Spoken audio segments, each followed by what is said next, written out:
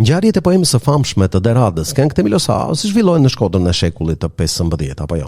Domethënë ne e dim që gjithë emrat e vendeve, krojeve, shesheve, Fjokat, Rodi, Shure, Zara Kanjeli, janë marrë nga rrethinat e fshatit të Deradës të Makit, por supozohet të zhvillohen në Shkodër.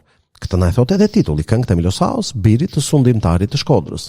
Në fakt titulli origjinal në italisht, se Derada nuk e përktheu ndonjëherë titullin në shqip. Pra titulli origjinal në italisht është Këngët e Milosaos, birit të despotit të Skutarit.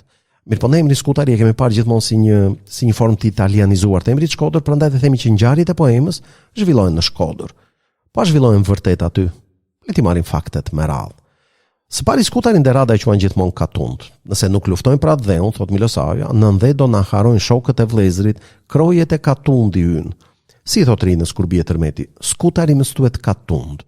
Apo kur është në fund duke vdekur dhe thot i mallëngjyer se jeta do të vazhdoj, mblidhen shokët mbrëmanet në Katund në Vatërët.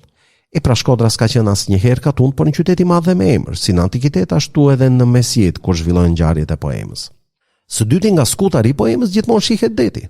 Personazhet vështrojnë detin, ulet ashtu në derë dhe vështron detin, dielli lind përmbi det, sa agonte përmbi det. Pra ka shumë vargje që na vërtetojnë se nga Skutari Milosaos duket deti. Nga vjen edhe rreziku në Këngën e 5, vargjet e famshme, pse të vend në det mendimet zemra ime, zbardhuan aniezat, pankët e je u fshehën. Pra Shkodra nuk është qytet bregdetar, siç nuk është as Katund. Atëherë nëse jo në Shkodër, ku zhvillohen ngjarjet e Milosaos? Faktet që përmendemi kanë bërë disa nga studiuesit ta kërkojnë Skutarin e Milosaos jo në Shkodër po diku tjetër.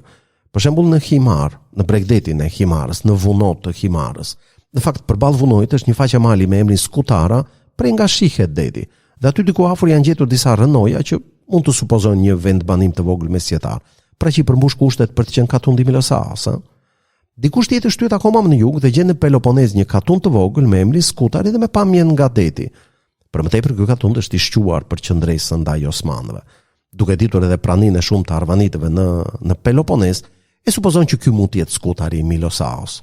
Nuk duket e pamundur sepse në fakt një pjesë e madhe e ngulimeve arbëreshe në Itali vin pikërisht nga arvanitët e Peloponezit, të mores mesjetare. Cila është nga më e njohura e arbëreshëve? Moje bukura? More, Peloponez apo jo? Pra ku? Në makinën e Deradës, në Shkodër, në Himar, apo në Skutarin e Mores? Përfundimisht ku zhvillohen ngjarjet e Milosaos? Tani kam frikë se u bëra ujem, si thot Naimi. Unë do ta formuloj kështu. Realisht zhvillohen në makit të Kalabris, në vendet që Derada veti ka jetuar, i ka shkelur pëllëm për pëllëm. Simbolikisht në Shkodër, që është simboli qëndresës anti-osmane shqiptare, madje i aktit të fundit tragjik të kësaj qëndrese, dhe poetikisht në Skutarin e Mores, si reflektim, le të themi, kujtimeve të komunitetit arbëresh të Deradës, që ka ardhur prej andej dhe që nuk e ka haruar atë vend sepse e quan vendin e vet dhe i këndon me mall, moje bukura more.